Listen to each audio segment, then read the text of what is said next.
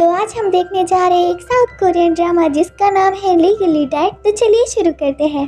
तो ड्रामा की शुरुआत अयांग से होती है जो कि अपनी छोटी बहन के साथ एक छोटे अपार्टमेंट में रेंट पे रहती है। तभी हमें दिखाया जाता है कि जो उसकी मकान मालकिन होती है वो उसको रेंट के लिए बोल रही होती है और कहती है अगर तुमने रेंट नहीं दिया तो मैं तुम्हें घर से निकाल दूंगी।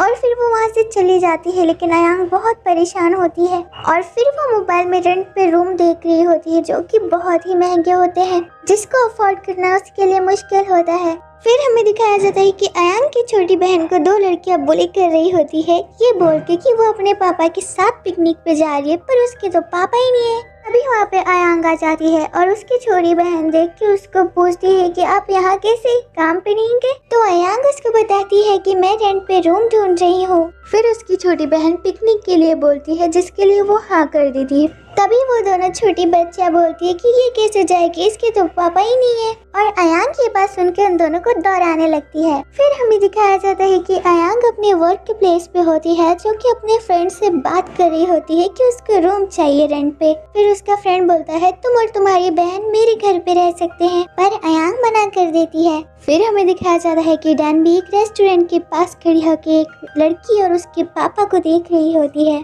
तभी वहाँ का ओनर आता है और उसको भगाने लगता है। यहीं पे एक लड़का आता है जो कि इन दोनों की बातें सुनकर वहीं पे रुक जाता है। इसका नाम सुल होता है। फिर वो डैनबी के पास आता है। वो काफी रिच होता है इसीलिए वहाँ का ओनर उससे काफी रेस्पेक्ट से बात करता है और फिर वो डैनबी को रेस्टोरेंट में ले जाकर खाना खिलाता है। यहाँ पे अयांग डैनबी का बहुत सारा चिकन लेकर वेट करी होती है क्योंकि चिकन डैनबी का फेवरेट होता है। तभी वहाँ पे डैनवी आती है और अयांग उससे कहती है चलो आओ खाना खाते हैं, पर डैनवी मना कर देती है। ये सुन के अयांग काफी हैरान होती है कि चिकन डैनवी का फेवरेट होता है। फिर डैनवी वो सब कुछ बताती है जो आज हुआ रेस्टोरेंट के पास।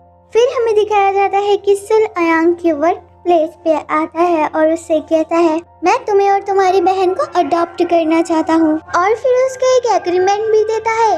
एग्रीमेंट के हिसाब से वो दोनों शुल की बेटियां होंगी। और फिर हमें दिखाया जाता है कि ये लोग बैठ के खाना खा रहे होते हैं और शुल उसको खाना दे के बोलता है तुम उस दिन भूखी थी ना, खाना चाहिए था ना तुम्हें? तो दानवी कहती है ये सच नहीं है, मैं उस दिन खाने को नहीं उस लड़की के पापा को देख रही थी क्योंकि मुझे पापा चाहिए। तो शुल कहता है मुझे भी एक बेटी चाहिए। तभी ये लोग मिलके प्लान बनाते हैं अयांग से बात करने का। फिर हमें प्रेजेंट में दिखाया जाता है कि अयांग अपने फ्रेंड से बात कर रही होती है उसी एग्रीमेंट के बारे में। वो कहती है मुझे उस पे भरोसा तो नहीं है पर मुझे ये करना ही होगा क्योंकि मेरी मजबूरी है और मेरे पास दूसरा कोई चॉइस नहीं। फिर हमें दिखाया जाता है कि अयांग शुल के घर में होती है और डान भी शुल का घर देखने लगती है जाके। तभी अयांग के पास शुल आता है और कहता है तुम्हें मेरी हर बात माननी होगी और अब से हम हमेशा साथ रहेंगे। फिर दिखाया जाता है कि अयांग अपने फ्रेंड से बात कर रही होती है कि मैं उसके घर पे आ गई हूँ रहने के लिए,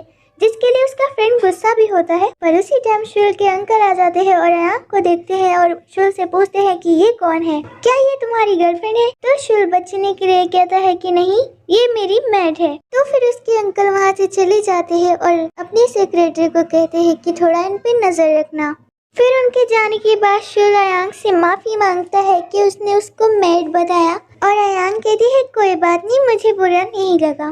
फिर हमें दिखाया जाता है कि ये दोनों आपस में बात कर रहे होते हैं पर इन पे कोई नजर रख रहा होता है और इनकी पिक्स क्लिक कर रहा होता है।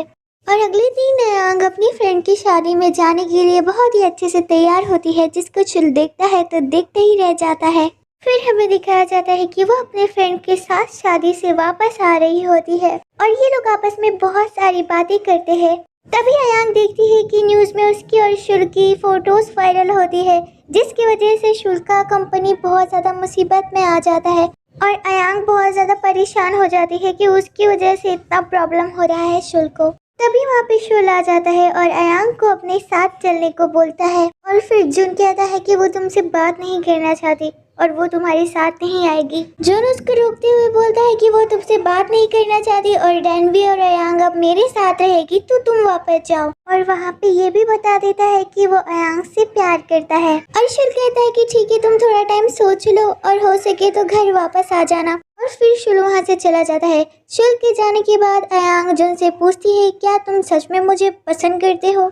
तो जुन उसे बता देता है कि हाँ मैं तुम्हें बहुत टाइम से पसंद करता हूँ और अयांग उससे कहती है कि मैं तुम्हें फ्रेंड से ज़्यादा कुछ नहीं समझती और ना ही कभी समझा। और फिर वो शुल के पास चली जाती है और फिर शुल अयांग से कहता है कि जब मैं अपना कंपनी ठीक कर लूँगा तब हमारा रिलेशनशिप सबके सामने रिवील कर दूंगा। और फिर वो उसको बताता है कि वो उसको पसंद करता है।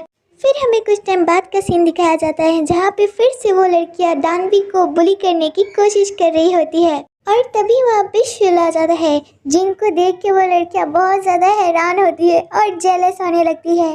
फिर शुल दानवी को लेके वहाँ से चला जाता है, जिनको वो लड़कियाँ देख देख कर जेलस होने लगती है। फिर हमें दिखाया जाता है कि शुल अयांग के वर्क प्लेस पे उससे मिलने जाता है। इसको देख अयांग बहुत ज़्यादा खुश हो जाती है और वो दोनों फिर एक दूसरे को हग करते हैं और ये ड्रामा का यही एंड हो जाता है। तो ड्रामा कैसा लगा कमेंट में ज़रूर बताना और अगर और देखना हो तो जल्दी से सब्सक्राइब कर लो।